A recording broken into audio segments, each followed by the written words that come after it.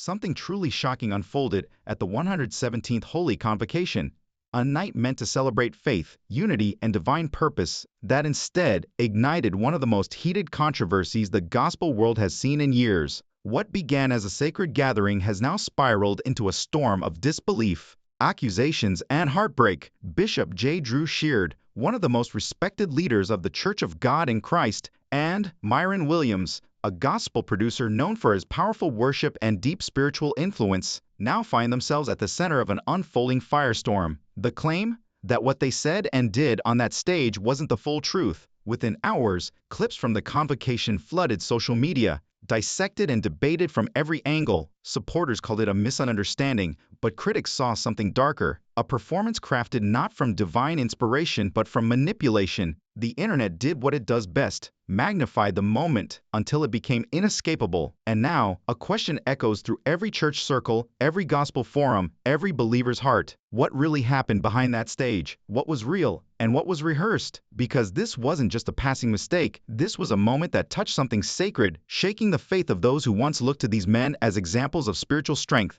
The Holy Convocation, meant to unify the saints, now feels divided, a gathering turned battlefield. As whispers turned to headlines and headlines turned to outrage, many began to wonder, how did a night of worship become a night of deception? Those in attendance describe an atmosphere charged with glory at first, hands lifted, voices raised, hearts open, until subtle tensions began to stir. What was spoken, some say, didn't align with what was seen. And in a world where every phone is a camera and every sermon is a soundbite, the truth couldn't stay hidden for long. The footage that's circulating online is raising questions few want to answer, but everyone is asking, did two respected men of God manipulate a sacred moment? Or is this all a cruel misunderstanding born from the hunger of a watching world that loves to tear down its heroes? As more evidence emerges, it's clear this isn't just about one night or two men. It's about something deeper, the growing divide between performance and authenticity in the modern church. Before we reveal what was said and why it matters, you need to understand this. This convocation wasn't just another event. It was supposed to mark renewal, healing, unity. Instead, it's exposed the hidden fractures within the faith community itself. And when the truth finally surfaces, as it always does, it might not only redefine how we see Bishop J. Drew Sheard and Myron Williams, but how we see the very soul of worship in today's church. The 117th Holy Convocation was supposed to be a sacred celebration, the kind of gathering that reminds people why faith can still move mountains. For months, anticipation built like a rising storm. Every hotel filled, every pew reserved, every heart ready for what was promised to be a divine encounter. Ministers, choirs, and saints from across the nation poured into the city, their voices blending into one sound of expectation. Cameras flashed, live streams rolled, and the world tuned in to witness what many believed would be a historic move of God. When Bishop J. Drew Sheard stepped onto that stage, the entire building seemed to tremble. The applause was deafening, the energy electric. This wasn't just another sermon. This was the voice of leadership in one of the largest Pentecostal bodies in the world, a man whose name carried generations of spiritual authority, whose wife, Karen Clark Sheard, stood as gospel royalty beside him. But as he spoke, something subtle shifted. The words that began in unity began to wander into something more personal, more pointed, and before long, more questionable. Then came Myron Williams. Known across the gospel world for his worship anthems and collaborations with gospel greats, he stepped forward to share what was described as a testimony. Raw, emotional, unforgettable. The crowd hung on his every word. He spoke of a divine encounter, of moments shared with Bishop Sheard that, according to him, changed his life forever. But hours later, as clips began to surface online, doubt began to grow. Details didn't match. Timelines clashed. Witnesses contradicted key points of his story. And then, the clip. A 40-second video uploaded by a convocation attendee exploded across TikTok and X, showing a claim that some insiders insisted was completely fabricated. Hashtags like #ConvocationTruth and #SheardScandal dominated the digital pulpit within hours. The gospel world was divided, some calling it a misunderstanding, others calling it deception wrapped in devotion.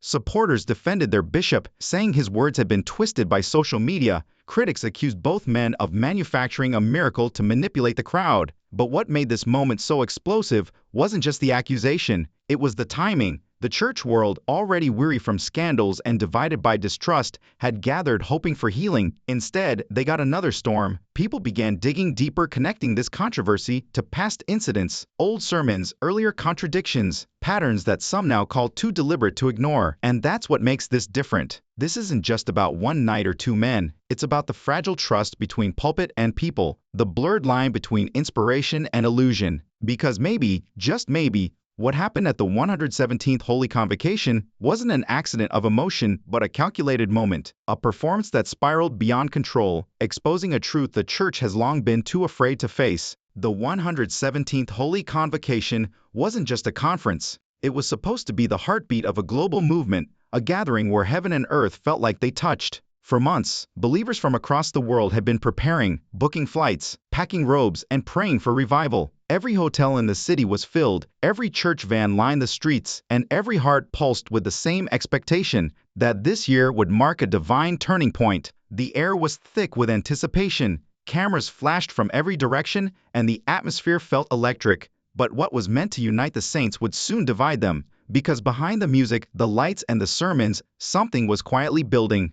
Pressure. The church was still reeling from pandemic divisions, financial scrutiny, and younger generations questioning whether the old order could still lead a new era. For Bishop J. Drew Sheard, this convocation wasn't just about faith, it was about redemption, reputation, and rebuilding trust. As the presiding bishop, every step he took was under a microscope. The Sheard name carried history, power, and legacy. With a wife like Karen Clark Sheard, gospel royalty, expectations were sky high. To the public, it looked like another grand service. But to those behind the scenes, this was a make-or-break moment.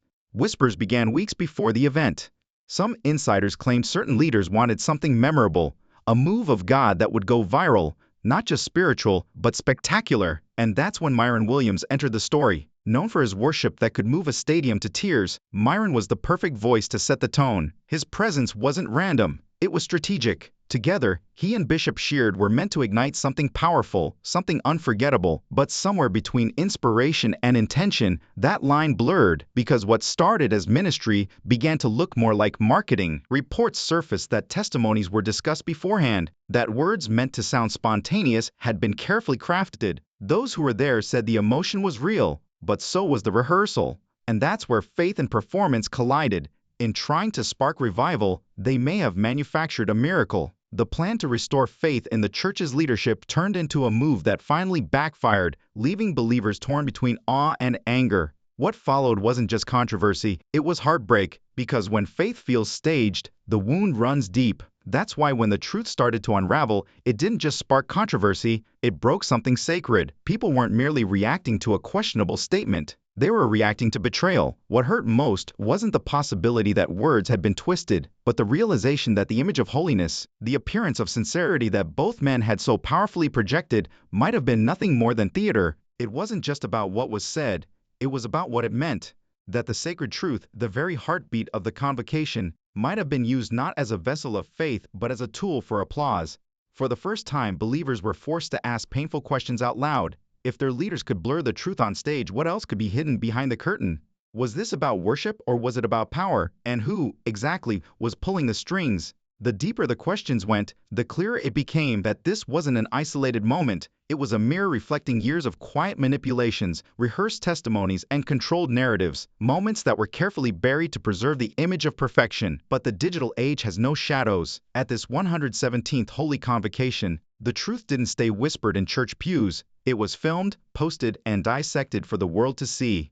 Within hours, social media became a storm of shock and heartbreak. Clips flooded every feed, TikToks, Reels, live streams, each with captions that hit like lightning. They lied at convocation. The hashtags exploded. Hashtag COGIC truth. Hashtag Sheard exposed. Hashtag Holy Convocation scandal. It started as gossip, but turned into a movement. People who once called Bishop Sheard their spiritual father now demanded accountability. Lifelong supporters of Myron Williams began questioning his integrity. Screenshots were compared, statements fact-checked, timelines exposed. Every pause, every tear, every tremor in their voices was analyzed frame by frame. And this time, the questions didn't come from outsiders. They came from within. Church musicians, ushers, longtime members, even former staff began to speak anonymously. confirming what many feared, that emotional testimonies had sometimes been rehearsed, designed to manufacture moments of revival. As their words spread through podcasts, live streams, and church forums, the outrage grew like wildfire. For many, it wasn't just a scandal, it was a spiritual reckoning, because when the truth is staged, faith itself starts to fracture. The 117th Holy Convocation was meant to inspire. Instead, it exposed the growing divide between authenticity and appearance, leaving a question echoing across the gospel world: how many divine moments were real, and how many were simply produced? When the mainstream world caught wind of the controversy, the storm that had started inside church walls erupted into a global spectacle. Secular media outlets began publishing stories framing it as yet another chapter in the growing crisis of trust between faith and followers in the digital age. For the first time, Bishop J. Drew Sheard's name wasn't trending because of revival. It was trending because of doubt, and in the face of that mounting scrutiny, his choice was silence. But silence, in a world addicted to answers, doesn't bring peace. It feeds the fire. Days turned into weeks. Without a statement from Bishop Sheard or the COGIC leadership board, Myron Williams, once a constant presence online, went quiet too. He turned off his comments, canceled appearances, and vanished from live streams. Yet with every unspoken word, the noise only grew louder. People began connecting dots, some real, some imagined, digging through old sermons, interviews, and past events, searching for proof of what they already feared. A viral tweet captured the heartbreak perfectly. They didn't just lose credibility, they broke the last piece of trust the church had left. 10,000 shares later, the damage was done. YouTubers and gospel bloggers joined in, dissecting the moment frame by frame, analyzing tone, lighting, and body language as if decoding a mystery. Some defended the men, arguing that their intentions were pure even if their delivery faltered. Others were merciless, demanding resignations and repentance before the congregation. Behind the scenes, insiders whispered of emergency meetings at COGIC headquarters, leaders torn between crisis control and quiet denial. Some wanted transparency, fearing silence would look like guilt. Others insisted any statement would only deepen the wound. Meanwhile, congregations across the nation fractured. Church mothers wept during testimony service, saying they never thought they'd see the day when leadership itself would stand trial in the court of public opinion.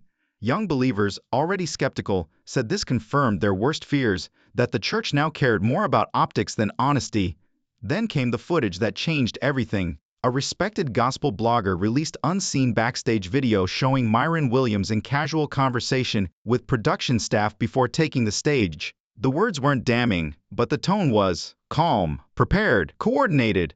The implication was devastating. Maybe the divine wasn't spontaneous after all. The internet erupted again. Words like staged, scripted, and performative faith filled the comment sections. It was no longer about a single moment. It was about what that moment revealed. For the faithful, it wasn't just disappointment, it was grief. Because when worship starts to look rehearsed, even the believers begin to question what's real. And behind the closed doors of those next few weeks, the truth that began to surface would be even more shocking than what the cameras had already captured. Rumors began to swirl like wildfire, whispering of internal fractures that no sermon could mend, strained relationships between the Sheard and Clark families, quiet divisions within the church board, and even gospel artists who once sang in unity now choosing sides behind closed doors. What had begun as a spiritual controversy was morphing into a crisis of credibility that threatened to shake the very foundation of the church. Congregations were restless, members demanded answers. The faithful, once proud of their leadership, now stood in disbelief, asking the same haunting question: were Bishop J. Drew Sheard and Myron Williams victims of misunderstanding or the architects of manipulation? The debate consumed social media, church pulpits, and Christian radio alike,